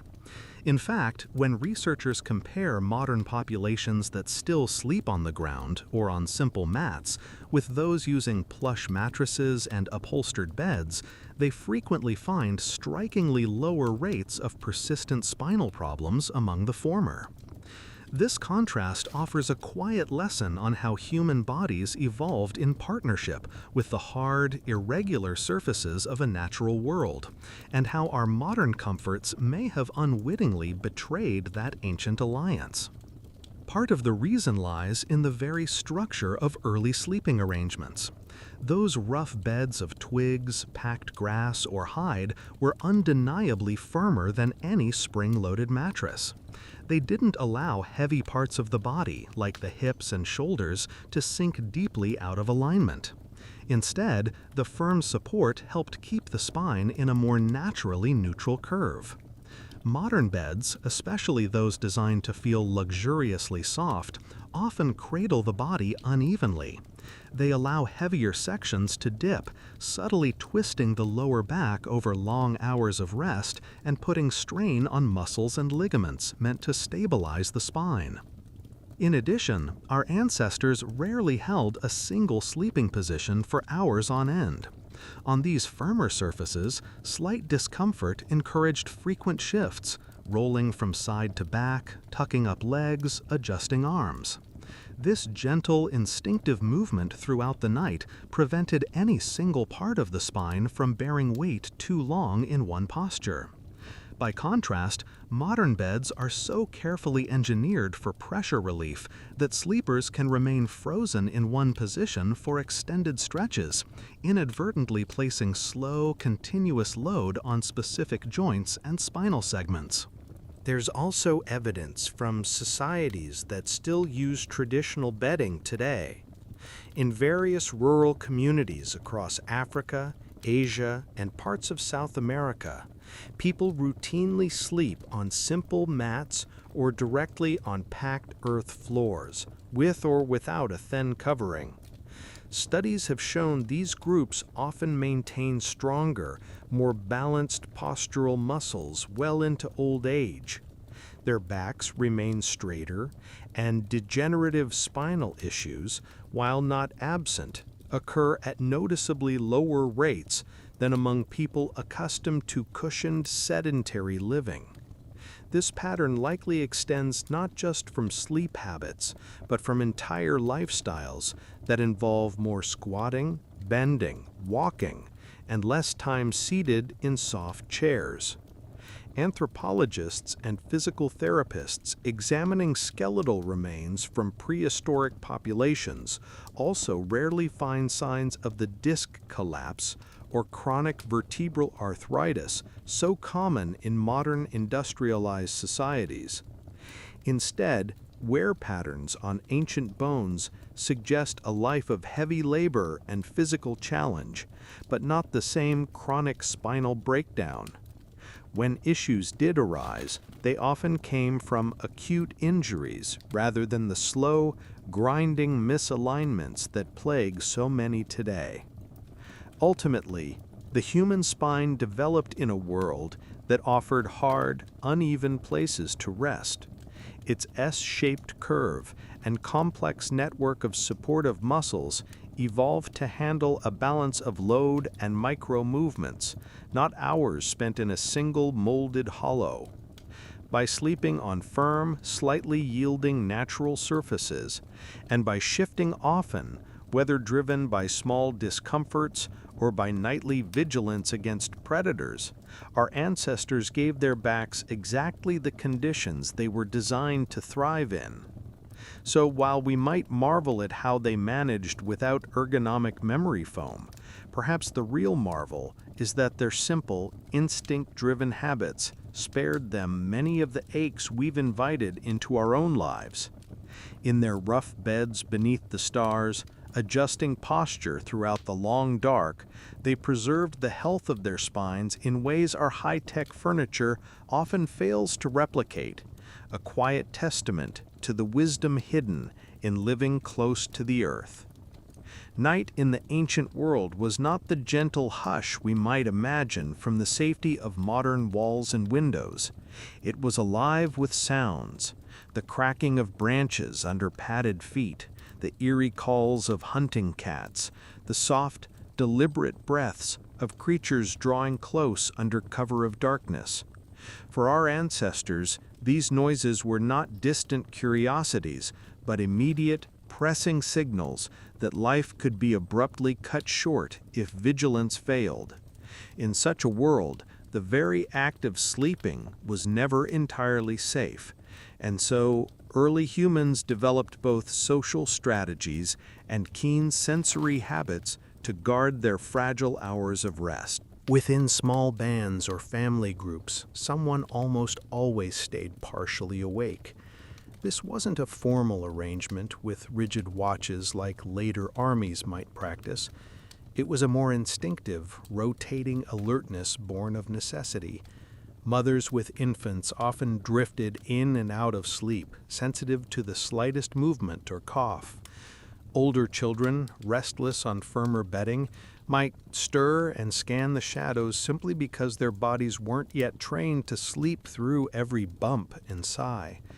Even adults who had worked themselves to exhaustion rarely slept so deeply that an unusual sound, the snap of dry twigs under stealthy paws, the sudden hush of night insects silenced by a predator's approach, wouldn't yank them back to awareness. This pattern of fragmented light sleep was not a weakness, but an evolutionary advantage. Studies of hunter-gatherer groups today reveal remarkably similar behaviors. Individuals tend to stagger their deepest sleep phases unconsciously, so that across the whole night, someone is nearly always close to waking. This unspoken system meant that the group's collective ears and noses were never fully at rest, maintaining a living perimeter of perception even when eyes were closed. But the world outside those fragile beds was rarely quiet. Hyenas, wolves, and big cats prowled the edges of camps, drawn by the scent of hides, leftover bones, or simply the collective smell of so many living bodies huddled together. Their calls pierced the night, high, eerie laughs, low growls, sudden barks that could raise goosebumps even on the most seasoned hunters. These sounds were constant reminders that the darkness was crowded with watchers, some of them hungry. Even smaller noises kept nerves taut: rustles in the underbrush, the subtle crunch of dry leaves beneath something creeping low. Insects trilling would suddenly go silent, as if holding their breath against a passing shadow.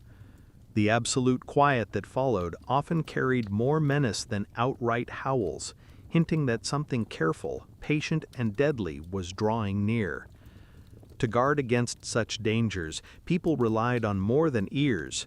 Fires were arranged strategically, sometimes several smaller flames instead of one large blaze, to cast a broader protective ring of light. In certain traditions, sleeping spots faced outward from a central fire, so that the moment someone opened their eyes, they were scanning the outer dark. Dogs, when they later entered human life, became indispensable, their acute hearing and sharp barks serving as early alarms. And so, through the long hours between dusk and dawn, sleep was a fragile, shallow sea, easily disturbed, quick to ripple with a start or a muffled exclamation. Someone shifting in their nest of hides, someone leaning up to toss more fuel on the fire, someone scanning the tree line for the telltale reflection of eyes. All these small interruptions were part of the collective defense that let the group survive until morning. Thus, the nights of our ancestors were not defined by tranquil oblivion, but by a communal pact of watchfulness. In that pact, every small noise became a vital thread in the tense fabric of survival, woven by hearts that never fully surrendered to slumber, ears always tilted toward the whispering dark. Through this delicate balance of rest and readiness, they outlasted the countless shadows that circled their fragile circles of light, carrying their breath and heartbeat forward to the next dawn. Even in the stark, survival-driven world of our ancient ancestors, where most energy went into finding food, building shelter, and avoiding prowling predators, there was still a quiet, persistent impulse to make spaces feel a little more human. Nowhere was this more tenderly revealed than in the subtle ways people began to adorn the places where they slept.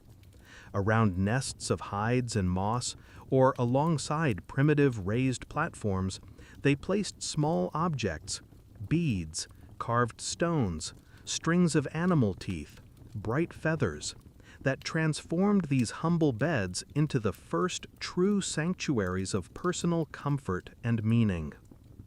Archaeological sites across Europe, Africa, and Asia have yielded glimpses of these early attempts at interior design, if it can be called that.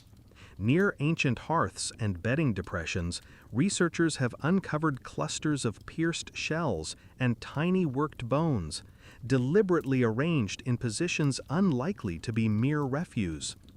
In some caves, distinctive ochre stains mark the head areas of sleeping spots, suggesting people daubed pigments not just on their bodies, but also on the ground or rocks near where they laid their heads, perhaps as a form of quiet protection, or simply to please the eye in the dim flicker of firelight. Why did they do it? Part of the answer lies in a universal human desire for security. Not just physical safety from cold and predators, but psychological assurance against darker, less tangible fears. Sleeping was an act of profound vulnerability. Eyes closed, weapons set aside, a person became briefly defenseless, open to all manner of real and imagined dangers. By placing special objects close, a necklace strung with wolf teeth, a carefully chosen pebble veined with unusual patterns, a tuft of bird feathers still faintly iridescent, people surrounded themselves with small guardians, each invested with private or communal hopes of warding off harm. Some of these adornments almost certainly served a spiritual or superstitious purpose. A claw or tooth might carry the supposed power of the animal it once belonged to, a charm against whatever spirits stalked the edge of the night. Stones shaped or polished by many hands could hold stories, tokens of ancestors who watched from beyond. The bright flash of feathers or colored minerals caught firelight in ways that turned the ordinary sleeping nook into something softly enchanted, easing the mind into sleep with a sense of being cared for by forces larger than mere moss and hide. Yet not all of these embellishments were purely defensive. They also hint at the earliest stirrings of an aesthetic instinct, the urge to make a space not just safe, but pleasing. Amid the harsh demands of hunting and constant movement, these decorated bedsides offered moments of gentle self-expression. Perhaps a father pressed a uniquely mottled stone into the bedding near his child, or a woman wove a thin strand of beads to hang above where she laid her head, the subtle movement of the strand in rising heat from the fire offering small comfort through the long hours. In this way, the first interiors were born, modest, personal, charged with hopes and warded by charms, transforming rough piles of grass and fur into places that felt like theirs. These simple acts of decoration, tiny talismans placed with care, stand as the earliest whispers of something profoundly human. The wish that even in the midst of hardship and lurking night, the space where we surrender to sleep might offer not just shelter, but a touch of beauty, a thread of story, and the fragile promise of peace. The arrival of the Neolithic era, when humans began to sow seeds into tilled soil, domesticate animals, and settle in lasting communities, unleashed a wave of transformations so profound they reached even into the quiet hours of the night. With agriculture came the first true villages, permanent dwellings built from mudbrake, stone, or timber, and along with them a complete reimagining of how people slept. For the first time in history, beds were not just clever piles of grass or hides on the forest floor, but intentional structures, lifted entirely off the ground, designed within rooms that sheltered them from the elements. Where once our ancestors had carried their bedding from one camp to another, or built fresh nests of moss each evening beneath the stars, now they could leave a sleeping place ready and waiting. This shift alone was a quiet revolution. It meant that bedding could become more elaborate, no longer limited by the need for portability or by the dangers of sudden rain soaking layers of carefully arranged ferns. Families crafted raised platforms from wooden planks or woven reeds, building them into the very walls of their new homes. These early beds stood clear of damp soil, beyond the reach of creeping insects, and above the cold breath of the earth that had once siphoned away so many lives. Inside these homes, the threat of nocturnal predators also receded. Instead of fretting over whether to sleep under the jut of a rock or to bundle up in the open where eyes could better watch the tree line, people could close a door, rudimentary though it might be, and find a measure of security unknown in the Paleolithic wilds. Fires no longer had to burn all night to ward off prowlers. Hearths moved inside, often built directly into floors or low platforms, their coals banking gentle warmth through thick walls that buffered against the wind. With these new sleeping arrangements came subtler but equally important changes. Freed from the nightly terror of claws or sudden cold floods, people began to view the bed as more than a temporary refuge. It became a place of continuity, one that held not just a body, but the rhythms of an emerging domestic life. Decor grew richer and more permanent. Charms or painted motifs adorned bed frames, tokens of protection and symbols of fertility or prosperity.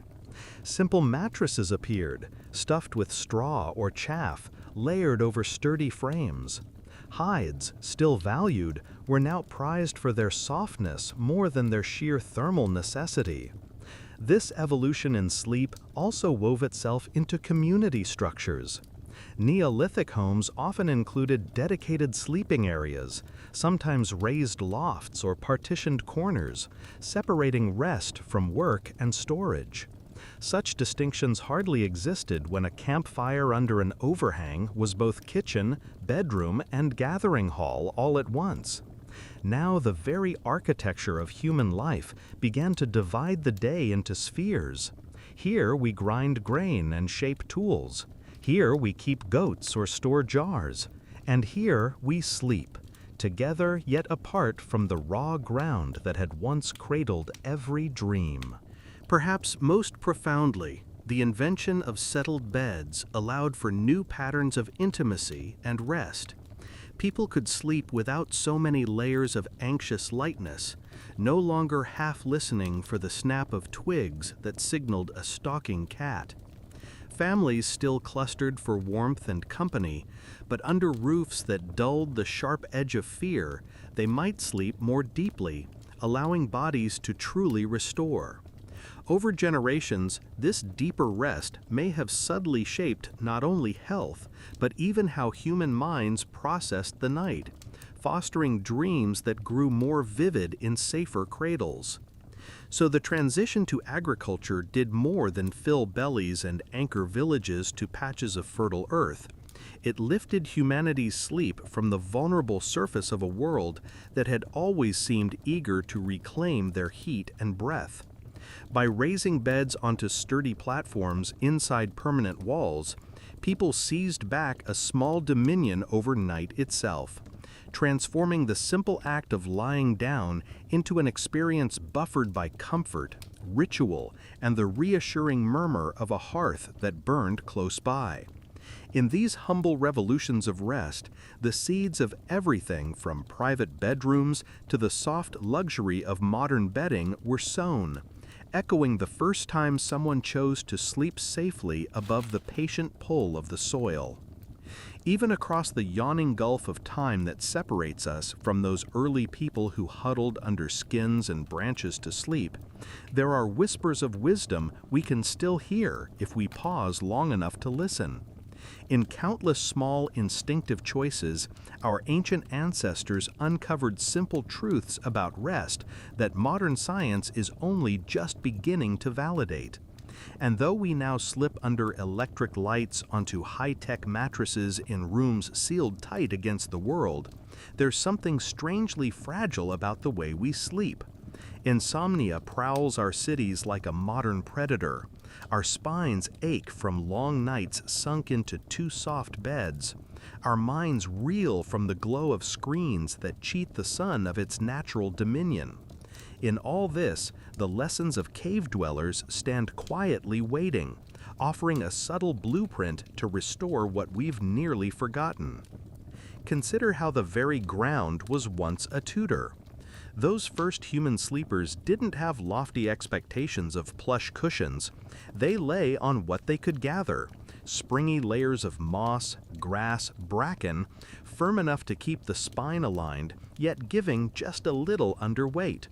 When they began raising beds off the ground with branches or low platforms, it wasn't for luxury, but to avoid damp and crawling insects. Ironically, these firm, minimally cushioned surfaces supported their backs in a way modern pillow-top mattresses rarely do. Today, many find that returning to something closer to that ancestral model, a mattress that offers resistance rather than deep sinking, can ease the dull, persistent soreness that comes from nights spent curved into awkward shapes. Movement was another quiet ally. In the raw dark of ancient nights, no one slept like a stone. A slight chill, a faint noise from outside the camp, even the gentle pressure of lying on a woven mat instead of a sagging cushion, all encouraged subtle shifts. They rolled from side to back, tucked up legs or stretched them out, easing the slow buildup of pressure on joints and muscles. Modern sleepers, nestled into foam that molds to every contour, often stay fixed for hours. It might feel cozy at first, but over time this stillness places an unrelenting load on the same tissues, breeding stiffness by dawn. Embracing a sleep surface that doesn't cradle every curve too tightly can reawaken the body's old habit of self-adjustment. Temperature and air, too, once played intimate roles.